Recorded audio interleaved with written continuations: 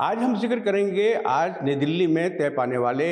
Free trade agreement کی، جو کہ طے پایا ہے یورپی یونین کی تنظیم اور ہندوستان کے درمیان۔ اس معاہدے کی اہمیت اس لیے ہے کیونکہ ایک ہی جھٹکے میں اب ہندوستان 27 ممالک کو، جو کہ یورپی یونین کے ممبر اسٹیٹس ہیں، ان کے پاس ساتھ میں وہ ایکسپورٹ اور امپورٹ زیادہ آسانی سے کر سکے گا۔ یعنی کہ اب مختلف 27 ممالک کے لیے اس کے ایکسپورٹرز کو مختلف رولز فالو کرنے کی ضرورت نہیں ہوگی، اور ساتھ ہی ساتھ جو انڈین امپورٹرز ہیں ان کو ان ممالک سے اپنے ہاں امپورٹ کرنے والے ضوابط کے لیے زیادہ دقتیں پیش نہیں آئیں گی۔ ساتھ ہی ساتھ یہ بتانا ضروری ہے کہ ایک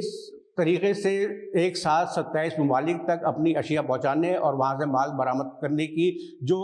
مہم جو شروع کی گئی تھی وزیر اعظم نریندر مودی کی طرف سے، اس کو وسعت اس لیے بھی ملی ہے کہ جس طریقے سے امریکی پریزیڈنٹ ڈونلڈ ٹرمپ مختلف طریقوں سے کبھی کسی ٹیرف کا، کبھی کسی پابندی کا اعلان کر رہے تھے، تو ایک ہی ساتھ اس معاہدے کے ساتھ ہی ساتھ ہندوستان اور EU نے یہ ثابت کر دیا ہے کہ دنیا کے مختلف ممالک کسی بھی طریقے سے اپنا جو باہمی ٹریڈ ہے، باہمی تجارت ہے، اپنی اکانومی کو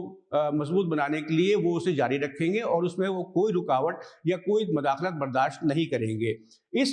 ٹریڈ ایگریمنٹ کے علاوہ یورپی یونین اور ہندوستان جو ہیں وہ آج شام کو متوقع ہے کہ ایک ڈیفنس سیکورٹی پارٹنرشپ کے معاہدے پر بھی دستخط کریں، اور جس سے کہ دونوں یہ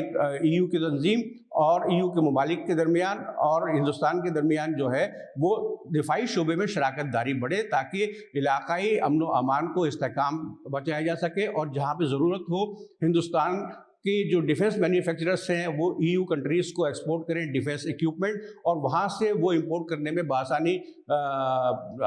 کامیاب رہے جو اسلحہ وہ یورپی یونین سے انڈیا امپورٹ کرنا چاہتے ہیں۔ یہاں یہ بتانا چاہوں گا کہ سال 2024 میں ہندوستان اور یورپی یونین کے درمیان ہونے والا باہمی ٹریڈ جو تھا اس کی ویلیو تھی تقریباً $150 بلین، اور یہ توقع کی جا رہی ہے کہ آئندہ سال میں یہ بڑھ کر $400 بلین کے قریب پہنچ سکتا ہے۔